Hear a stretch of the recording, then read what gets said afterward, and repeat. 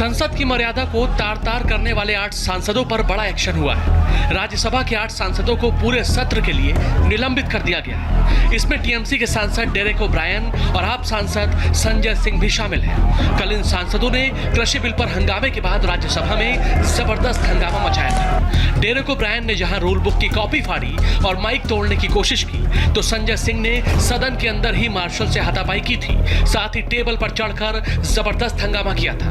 राज्यसभा में deputy speaker के खिलाफ विपक्ष का अविश्वास प्रस्ताव भी खारिज हो गया है। सभापति वेंकैया नायडू ने कहा कि अविश्वास प्रस्ताव सही फॉर्मेट में नहीं है।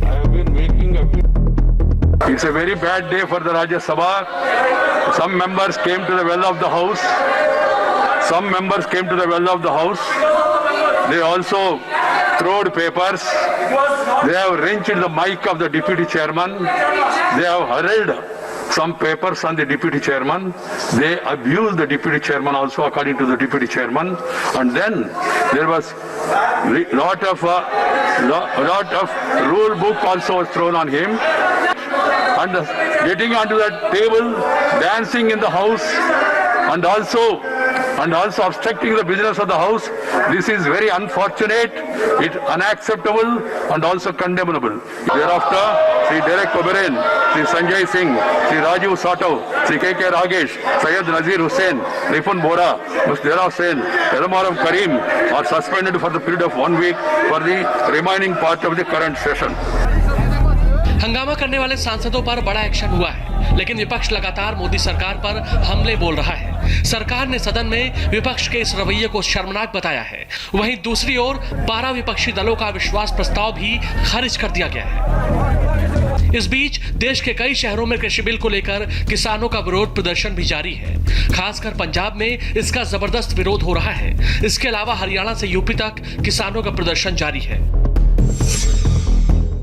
प्रधानमंत्री नरेंद्र मोदी ने आज फिर बिहार को बड़ी सौगात दी है। पीएम मोदी ने आज वीडियो कॉन्फ्रेंसिंग के जरिए बिहार की 14,258 करोड़ रुपए से अधिक लागत वाली 9 हाईवे परियोजनाओं का शिलान्यास किया। इसके साथ ही उन्होंने 45,945 गांवों को ऑप्टिकल फाइबर नेटवर्क से जोड़ने वाली सेवा का भी उद्घाटन किया। इस दौरान पीएम मोदी ने किसान बिल के लिए देशवासियों को बधाई दी और कहा कि इस बिल के आने से किसानों को अपने क्षेत्र की मंडी के अलावा और भी विकल्प मिलेंगे। जहां ज्यादा लाभ मिलेगा, किसान वहां अपनी फसल बेच सकता है। पीएम मोदी ने कहा कि बिल का विरोध सियासी फायदे के लिए किया जा रहा है। कुछ लोग एमएसपी पर किसानों को गुमराह कर रहे हैं। एमएसपी की व्यवस्था पहले की तरह ही चलती रहेगी।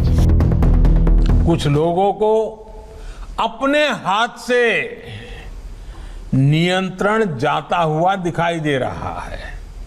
इसलिए अब ये लोग एमएसपी पर किसानों को गुमराह करने में जुटे हैं।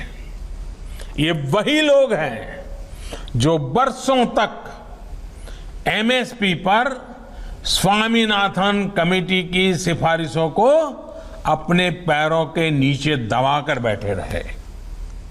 मैं देश के प्रत्येक किसान को इस बात का भरोसा देता हूं कि एमएसपी की व्यवस्था जैसे पहले चलती आ रही थी वैसे ही चलती रहने वाली है। मुंबई के एनसीबी दफ्तर की बिल्डिंग में अचानक आग लग गई। हालांकि कुछ देर बाद ही इस आग पर काबू पा लिया गया। आग दूसरे फ्लोर पर लगी थी। इससे ठीक ऊपर तीसरे फ्लोर पर एनसीबी का दफ्तर है। समय रहते फायर ब्रिगेड की टीम ने आग पर काबू पा लिया। इस आग से एनसीबी दफ्तर में कोई नुकसान नहीं हुआ है। आग लगने की वजह का फिलहाल पता नहीं चल पाया है, लेकिन शुरुआती जांच में आग की वजह शॉर्ट सर्किट को बताया जा रहा है। सुशांत केस में रिया के बाद बॉलीवुड के 4 बड़े चेहरों की मुसीबत बढ़ सकती है। एनसीबी श्रद्धा कपूर, रकुल प्रीत सिंह को समन भेजने की तैयारी कर रही है। सिमोन खंबाटा और सारा अली खान को भी इसी हफ्ते समन भेजा जाएगा। चारों को समन भेजकर पूछताछ के लिए बुलाया जाएगा। श्रद्धा कपूर का नाम दीपेश और जगदीश बोट वाले के बयान में सामने आया था। बोटमैन जगदीश ने खुलासा किया है कि बोट से आपदी गवंडे नाम के टापू पर जाते थे सुशांत। रिया सारा के अलावा श्रद्धा कपूर सुशांत के साथ जाती थी। कभी तीनों एक्ट्रेस एक साथ सुशांत के साथ नहीं आई। आपदी गवंडे टापू पर शराब और गांजे की पार्टी होती थी। पार्टी के दौरान सभी लोग जमकर नशा करते थे। शौविक, सिद्धार्थ पिठानी, दीपेश भी साथ में रहते थे। सारा 3 बार सुशांत के साथ बोटिंग करने आई।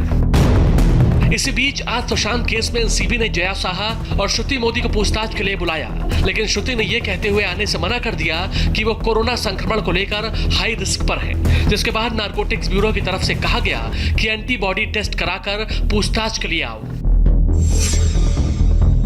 फिल्म डायरेक्टर अनुराग कश्यप पर एक्ट्रेस पायल घोष ने एक बार फिर निशाना साधा है और कहा कि वो इस मामले में झूठ ही बोलेंगे। पायल ने कहा उन्होंने जो भी कहा है वो सच कहा और वो शाम को इस मामले में पुलिस में शिकायत दर्ज कराएंगी।